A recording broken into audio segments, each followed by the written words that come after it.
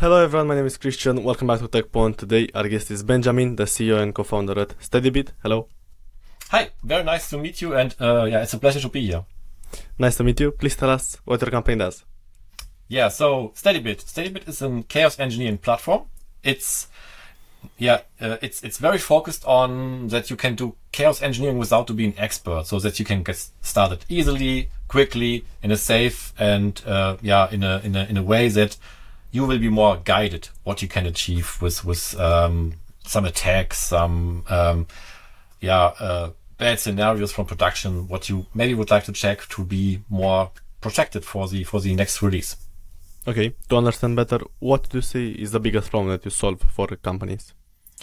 We are able to roll out chaos engineering into your organization in an easy way, so that you can start with some tiny experiments where people can figure out what does it mean if the AWS zone is going down, or maybe if my cloud provider is there's some latency in the network of my cloud provider. That's something you can figure out with Steadybit. That's something you can test, and you can roll it out into your organization by experts are able to create this kind of experiments, and they can hand over to other people in the organization that just can re-execute the same experiments. I understand. Okay. What are the best features of the product? Features on the product. It's the mix of the integrations we are offering. So Steadybit is like the orchestration platform where you can run and create your experiments, chaos experiments. We have built integrations into existing load testing tools like Postman, K6, Gatling, JMeter, and so on, where you can reuse the existing load tests in a pre-production environment. And the last element is like the integrations into monitoring solutions, so that we are able to execute the experiment, create the load, and consume eventual events, bad or incidents in your system under test. Okay, and I love to hear your favorite success story. So how you helped a company and the whole story, the case study. Yeah, so we have done 2 case studies so far with 2 of our customers. The first one was Mano Mano. They are providing an e-commerce marketplace. And there's this one expert, and he is like, he's taking a look at the last incidents to take to see what went wrong in the past. And then he is recreating an experiment for an incident. And the developer needs to, develop against the specific, incident, or like this specific test case.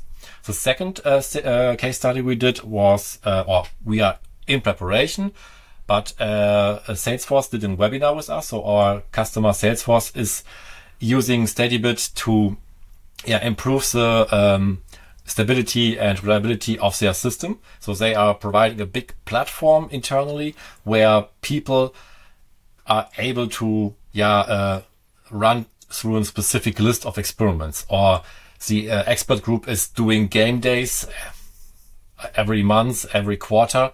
Like, okay, dear devs, here's an AWS zone outage. That's something you need to survive. We are using Steadybit to simulate this condition. Please prepare yourself for this next game day. That's awesome. And how did you get Salesforce to be your customer?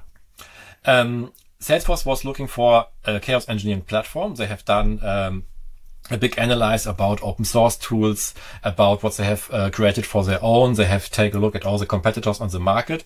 And then there was like a big analysis done by Salesforce, and they have selected Steadybit. Are you the biggest player in the market? Biggest player in what direction? In your industry, on the specific problem that you're solving. So Salesforce is a customer of us, and in the CRM world, it is one of the biggest provider. But it's not like a chaos engineering provider. It's our customer. So that's why I'm confused. I understand. What is the pricing for Steadybit? The pricing is a team-based pricing. So we learned that people will roll out Steadybit into their own organization, and they would like to onboard team by team. And also they would like to separate team by team, because if, for example, 2 or 3 teams are running experiments, they should not kill the system of their teammates. They should be focused on their own set. And that's something we support with our pricing approach on a team-based level. And you can invite as many people as you want in a team. So it's not on the number of seats, it's just like on the number of teams. That's very smart. Wow. How did you come up with this pricing strategy? Because I haven't seen it. Yeah, we started with an agent-based pricing in the very early beginnings of Steadybit. But in nowadays systems, it's something it's too dynamic. There are Kubernetes pods coming up, nodes coming up, nodes coming down. You have some auto-scaling events. So it's really hard to get everything priced on this agent-based dynamic structure. So then we went on a just seat level on the number of seats. But then we learned from our customers, okay, but we need to separate from each other. We need to take care about that we can roll it out safely, team by team. And that was like the moment where we realized, okay, let's do it on the team-based level. Okay. And how competitive is your space? There is, of course, so first of all, there are everything which has been created by people by their own, like some shell scripts. Maybe someone is just doing an shell connect to a specific virtual machine and is doing a shutdown node. That's where everything is getting started. The next step is, or the next area is where people are taking open source tools. There's a big community for open source tools to get started with chaos engineering, but still it is limited to specific cases, like for containers only, for cloud providers only, for virtual machines or whatever. And then there are, of course, chaos engineering platforms. There are 2, 3, 4 competitors on the market. And when did you start the company? It was founded in 2019. How did you come up with the idea? Why did you decide to solve this problem? Yeah, it is based on my experience at my former employer. So I was, or still day one, I'm a software engineer. I learned it the hard way how bad production can be. So production isn't a nice place. Production is maybe would like to kill you, would like to kill your apps, hates you, and every time production is doing something against you. So that's why I started with chaos engineering to not only do happy path testing like you are doing it in software testing, or I would like to test the unhappy path. So what I did was like, okay, here's a load test. Let's inject some bad behavior during the load test and see how the system is reacting under real conditions. And then I learned, okay, open source tools are great. It's a good starting point, but I'm no longer so focused on my use case. So I need to be an expert for so many different tools just to do chaos engineering. That's something I can do better. And that's where, Steadybit was born. That's awesome. Wow. How big is your team right now? We are at 11 people right now. New people will join in a couple of weeks and months. So we are on a good way. Is this your first startup? Yes, it is my first startup. Okay. And have you raised any funding? Yeah, we raised some money. It was in the press last year. So there was a seed round done. We are getting more customers, more traction, and that's what we are on. Do you have other co-founders? Yes. In total, we founded with 3 founders. Are you all technical?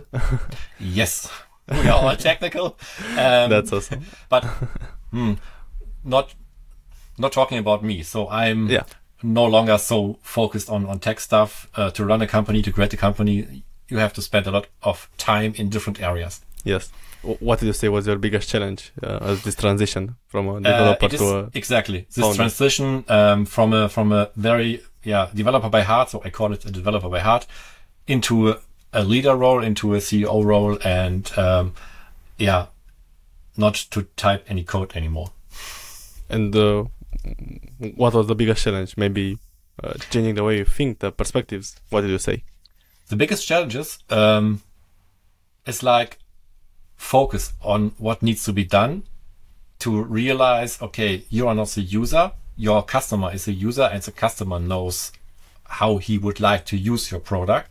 So you need to do interviews, you need to do research, you need to understand your customer, and you need to be the expert for their problems. And then you can build the right solution. Normally, as a software engineer, you are just listening for, let's say, 10, 50 seconds. Okay, problem analyzed. Let's get into the solution. No. First, understand the problem. Thank you for sharing. And how about the biggest mistake that you did? The biggest mistake? The company. Yeah.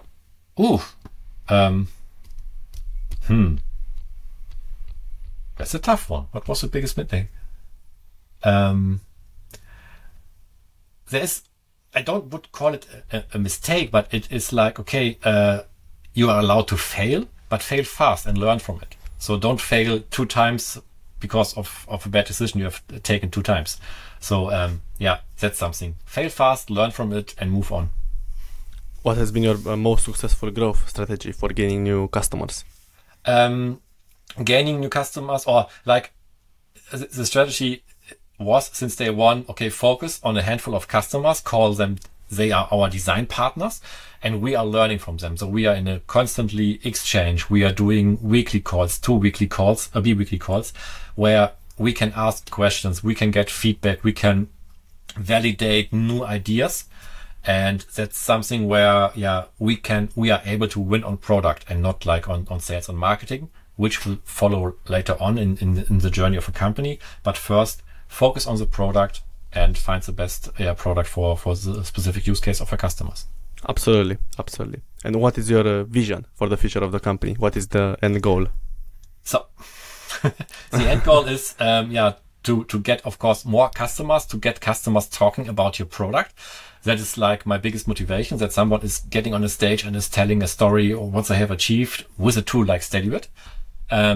That's where I would like to see more from the company perspective. To be the market leader in the reliability and chaos engineering space, and to be even more integrated into existing workflows of SRE, QA, and performance teams. So it's like a very strong fit in this area. Okay, thank you so much for sharing. And now more on the personal side, I'd love to hear how you started your career. My career, I started as a software engineer in 1999. I'm an old boy. I did it a long time. So I learned a lot about what do you need to do for software development, how you can be more professional, learn every day, but also everything you have learned.